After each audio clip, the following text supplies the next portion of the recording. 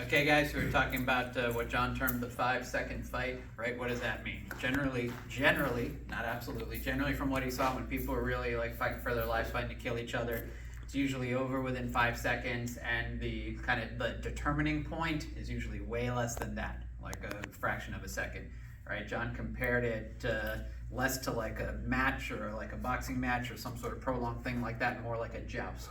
Right? Everything comes down, you know, we've got these big masses of men and horses like charging towards each other. It all comes down to that split second of adjustment, angulation to determine who's going to be flying off their horse and breaking shit and who's going to be okay.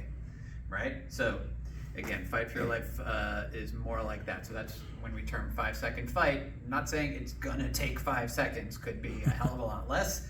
Could conceivably be more. You know, worked a lot of crime scenes where it took a lot longer than that. But that determining point in most cases is very brief. So how do we train to deal with that? You know, ideally, so if Yoel's in front of me now, hopefully we all understand that if I'm this close to Yoel and I have any inkling that he may be a threat, I am literally putting my life in his hands. Doesn't mean that I'm gonna die or gonna lose, but the simple fact is when you're this close to someone, they can kill you before you can react. It doesn't matter how fast or how cool you are or what position your hands are in. Okay, the simple fact, if you haven't done the drill in class, then you know it's easy to show. Doesn't matter, it's just action reaction. Okay, so what do I need to do?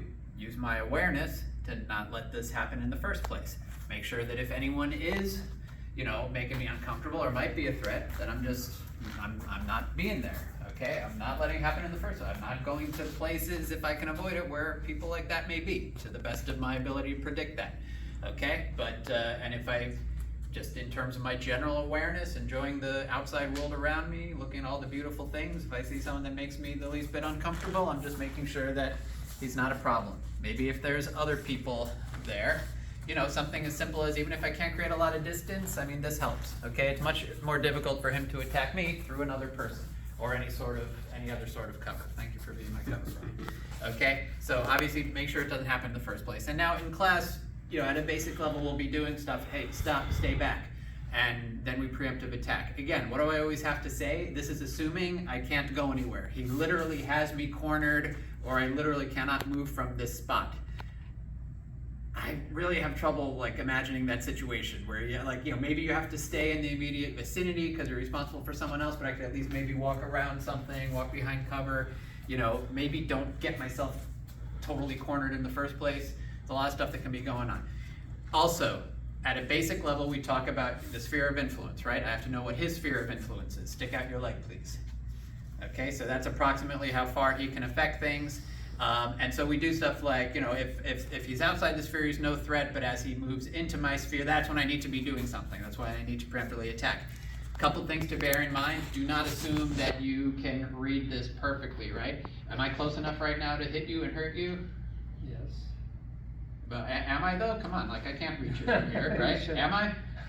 Am I? Yeah, you might not think I am, right? I can do that. I can extend and knock your balls through your throat before you can react, okay? And other people out there know how to do that too. So don't think you're perfectly safe just because he looks like he's outside his sphere, your sphere, whatever. Also, not for nothing, it really doesn't take much to subtly get a hold of something that very much can increase his range, okay? Maybe, again, other people here, maybe we're having a disagreement, like, look man, I really don't wanna, and while I'm behind him, I draw, and I come up over here shooting, okay? You need to be paying attention to this. It is perfectly possible that if he can't get anywhere else, the circumstances might dictate that he preemptively attack or escape through me, again, assuming he can't escape anywhere else, without waiting for me to actually break distance, okay? Make sense to everyone? Again, people can be very subtle about this kind of thing, or if something's carried back here, okay? Something at like, you know, 1,800 feet per second covers this distance much faster than you can. All right? And again, a lot of trickery can be involved. Maybe his female companion is holding his gun for him in her purse. She comes to try to calm things down, and while she's doing that, she opens her purse back here and lights up. All right, so it's very important that we train how to preemptively attack, because basically you never want to be in a situation where you're reactive, okay? Worst case scenario, we have fright reaction, okay? Which if we have no idea what's going on and suddenly stuff kicks off, maybe we're already hit, maybe you just a split second warning, boom, we have this. You want to get very good at that, right? Not just, okay, day one, I've got it, but boom, very good at really catching your balance, really creating that split second of structure that allow you to survive and immediately attack from there.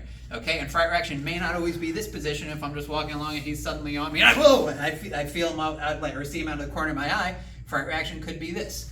Okay, for John, sometimes fright reaction involved, already having gun in hand or something like that. Same concept. Okay, so this is like worst case scenario. You don't know what's going on. Pitch black, just got kicked in the back of the head, and now it's on. Okay, but it can be whatever it's going to be. That base idea of fright reaction. Ideally, we don't let it get to that point. And we need to have both the moral certainty and sensitivity to the situation to always get the jump on the guy, even if theoretically he got the jump on us first, right? So in terms of practicing our preemptive attack, it's not important to be fast, okay? Because I can move very quickly, very fast in terms of my muscles, and there's no way that'll be effective, right? He sees it coming a mile away. The best way to learn how to effectively, preemptively attack is to use your whole body with absolutely no preparatory motion, basically just be able to surprise anyone before they can react, tense up, or anything like that. Okay, even if he's in the process of closing the distance or whatever, I just move my entire body, and again, hopefully your hands are up when you're doing this, right? Because if I think there's a threat somewhere, I might be moving, I might be talking, there might be multiple people here, I might just want to go that way, and as he tries to close me off, boom. Okay, I need to be able to preemptively attack as efficiently as possible and as effectively as possible. Not by hitting him hard or anything like that, or using any excess tension or anything like that, simply by moving my whole body, my whole skeleton through his, and also, by the way, accurately. Okay, does me no good to launch a great preemptive attack and he's not actually there, right? Or he's somewhere else. Okay, or I barely catch a piece of him with my finger instead of, boom, sending my bones through him. Okay, so we're going to practice that, mastering that preemptive attack through efficiency. Again, you'll do it from further away than you think it might be necessary, or maybe he's closing the distance and I just do it right away and obviously follow up from there. Okay, but I need to be able to preemptively attack as efficiently as possible, because that is a very reliable way of making sure you win that first split second of that 5-second fight. Okay, much easier to continue to attack the attacker if they've already been badly damaged by surprise.